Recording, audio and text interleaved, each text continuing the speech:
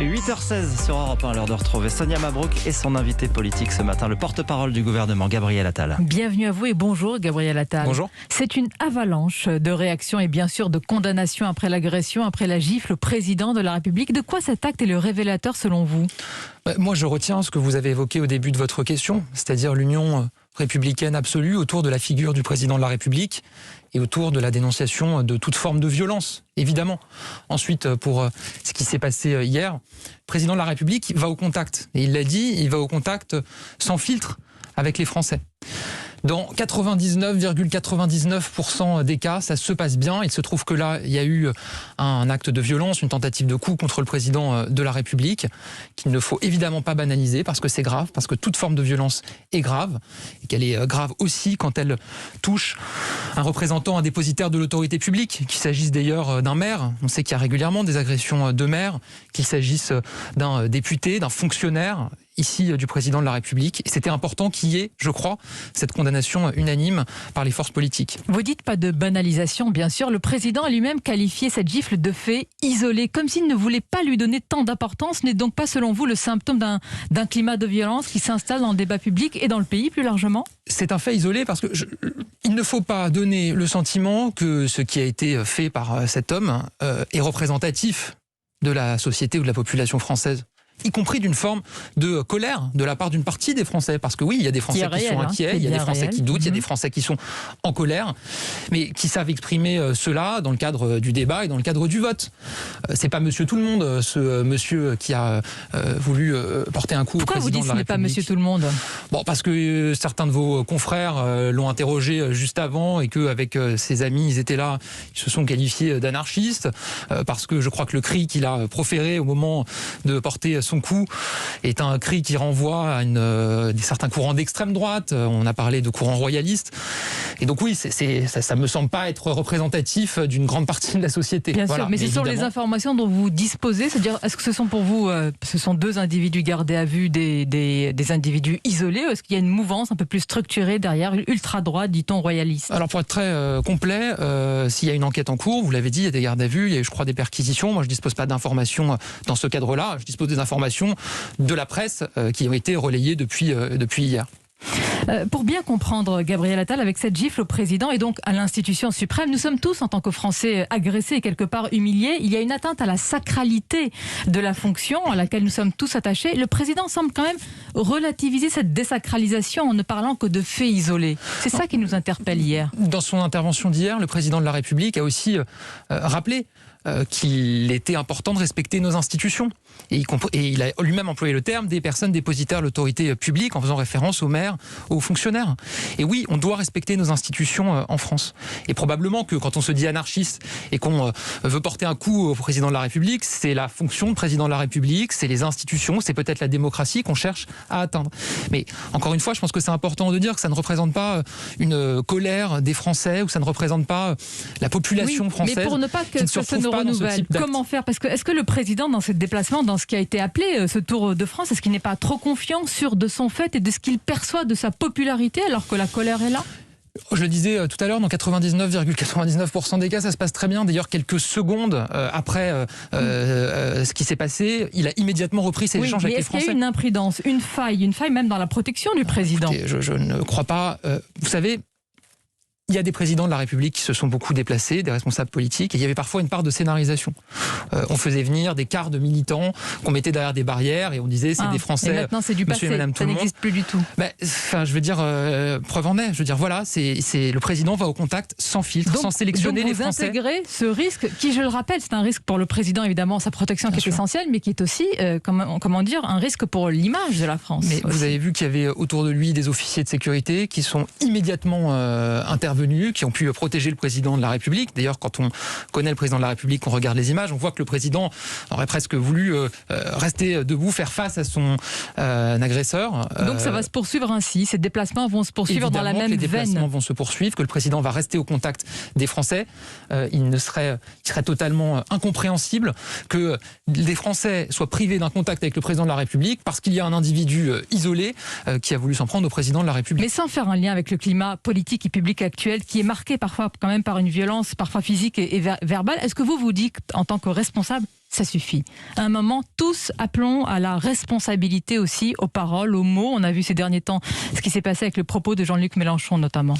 Non, mais ce qui est certain, c'est qu'il y a dans le débat public une forme de radicalité, parfois de violence dans les mots, qui n'est pas saine. Mais qui sont les agitateurs aujourd'hui, Monsieur Attal? Je pense qu'ils se reconnaîtront, que les Français les reconnaissent. Voilà, je pense que certains mots qui sont employés ne sont pas bons pour le débat. Moi, je pense que le débat s'arrête là où commence la violence verbale ou la violence physique. Et donc oui, il est sain, dans un pays démocratique, que le débat politique se fasse dans un contexte de non-violence. Voilà. Et on appellera toujours à cela. Et quelque part, les prises de parole qui ont été celles des responsables politiques hier sont plutôt un bon signe. Et si à cette occasion il pouvait y avoir un ressaisissement, tant mieux.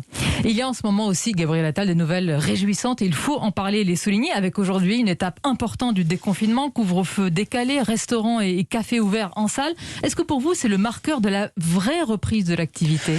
D'abord, pour moi, c'est le marqueur de la grande responsabilité des Français. Parce que si on franchit cette étape, c'est parce que l'épidémie régresse et qu'elle régresse vite et qu'elle régresse bien dans notre pays. Et c'est le marqueur des promesses tenues du président de la République. Il s'est engagé à un calendrier de sortie par étapes. On se souvient d'ailleurs quand il a annoncé, on a entendu comme toujours des sceptiques, des critiques qui expliquaient que c'était pas possible, que c'était pas raisonnable, que c'était pas envisageable. Et ben voilà, on voit qu'on franchit les étapes une à une, qu'on permet aux Français de retrouver progressivement leur vie d'avant. Et c'est le marqueur de ça. La responsabilité des Français, des promesses tenues du président de la République. Mais on n'a pas envie de revenir en arrière. Qu'est-ce qui pourrait venir, et là je parle sur le plan sanitaire, contrarier cette reprise tant attendue et finalement promise aussi? Vous savez qu'on a annoncé un dispositif quand on a annoncé ce calendrier, c'est-à-dire que si on constatait dans un territoire, dans un département ou dans une région, une reprise forte de l'épidémie qui se traduisait non seulement par une accélération du virus et par un taux d'incidence élevé et par un risque sur les réanimations, dans ce cas, il pourrait y avoir des mesures au niveau d'un territoire. Mais ces mesures, elles sont nationales. Aujourd'hui, la situation sanitaire nous permet d'être très confiants sur les semaines à venir, mais il faut rester très vigilant. Mais clairement, la France risque-t-elle, et je ne veux absolument pas jouer les rabat-joie, surtout en ce jour, mais ce sont peut-être d'autres qui le font. On a entendu le professeur Delfrécy qui dit qu'il y a un risque non pas de 4e vague, mais de reprise à la rentrée déjà, alors que nous n'avons même pas passé l'été. Vous partagez cette inquiétude, cette alerte aujourd'hui? Moi, vous savez, en tant que porte-parole du gouvernement, j'ai appris une chose depuis un an que j'occupe ces fonctions, c'est à ne jamais rien exclure par principe. Cette épidémie, je vous dis, elle nous a appris à être très humbles et je crois qu'elle a achevé de mettre fin au mythe de l'omniscience en politique. Voilà, moi je ne peux pas vous dire ici que je sais tout sur ce qui va se passer parce qu'il y a une part d'imprévu et une part d'inconnu et on le voit aujourd'hui dans certains pays dans le monde. On voit qu'au Royaume-Uni, il y a pour l'instant faible, mais une petite reprise de l'épidémie et donc évidemment on peut échapper à ce scénario anglais aujourd'hui. Bien sûr, parce que la vaccination se déploie très massivement, parce que les Français, encore une fois, sont très responsables, et je suis persuadé qu'ils vont continuer à l'être, en respectant les gestes barrières, les règles qui sont fixées, et parce qu'encore une fois, la vaccination se déploie. On va franchir avec quelques jours d'avance les 30 millions de personnes vaccinées, qui devaient être franchies normalement le 15 juin. La vaccination se déploie partout, on bat record sur record en termes de nombre d'injections par jour, et ça, il faut le souligner aussi. Oui, mais gardez l'humilité dont vous venez de parler, alors aussi sur la vaccination. Ce sont des faits. Il y a la situation sanitaire, il y a la situation politique. Nous approchons du premier tour des régionales, Gabriel Attal, et on ne sait toujours pas quelle sera votre consigne de vote. Si la majorité, au premier soir du premier tour, si plutôt le rassemblement se place en capacité de faire tomber une région, que dira la majorité ? D'abord, on ne sait toujours pas quelle sera la consigne de vote au deuxième tour parce qu'on ne sait toujours pas quel sera le résultat du premier tour. Moi, je fais toujours très attention à ça. Si on était là à expliquer ce qu'on ferait au deuxième tour dans telle et telle région, alors que les Français ne se sont même pas prononcés au premier tour, les Français concernés pourraient se dire, mais attendez... Au premier tour, est-ce que le Front républicain est mort ou est-ce que vous l'envisagez d'une autre manière ? Vous savez, il y a eu des déclarations dans la majorité ces derniers jours, ces dernières semaines. Il y a eu en 2015 un Front républicain qui s'est traduit par un effacement des forces politiques qui ont retiré leur liste au profit d'une liste qui était arrivée plus haut face au Rassemblement national.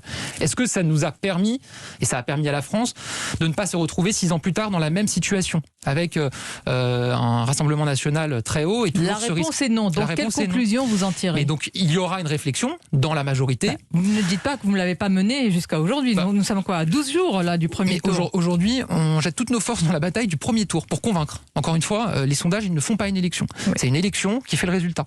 Et c'est le vote des Français qui qui fait le résultat. Mais il y a des réflexions, il y a eu encore une fois des expressions... Allons-y sur les propositions, parce que Stéphane Séjourné, qui est conseiller politique d'Emmanuel Macron, dit par exemple il faudrait qu'il y ait finalement, non pas que la liste se retire, mais qu'il y ait des personnalités qui aillent sur la liste qui reste, par exemple dans les Hauts-de-France. Est-ce que vous l'envisagez ainsi ? Oui, je pense que c'est une piste intéressante. Ça permet de réinventer ce front républicain et ça permet de dire il n'y a pas d'effacement de force politique et vous aurez dans l'opposition au Conseil régional, pas uniquement le Rassemblement national, mais d'autres tendances, certes très minoritaires, mais qui pourront s'exprimer pendant les 6 ans à venir. Donc c'est ça ce que vous préconisez. Et si alors celui qui arrive en tête, c'est celui qui arrive en tête, par exemple dans les Hauts-de-France, Xavier Bertrand ou quelqu'un d'autre, refuse cela? Encore une fois, Sonia Mabrouk, là, je vous donne quel est l'état de notre réflexion.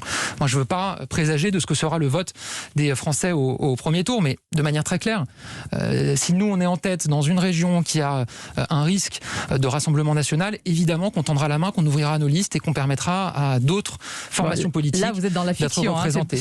Il y a peu de régions là où vous serez en tête. Je ne sais pas si vous l'avez remarqué. Encore une fois, il y a une campagne et il y aura un vote. Emmanuel Macron, vous relancez Gabriel Attal la réforme des retraites. Le président du MEDEF, Geoffroy Roux de Bézieux, vous appelle ce matin à ne pas faire de bricolage et à passer à l'âge légal de départ à 64 ans. Que lui dites-vous ?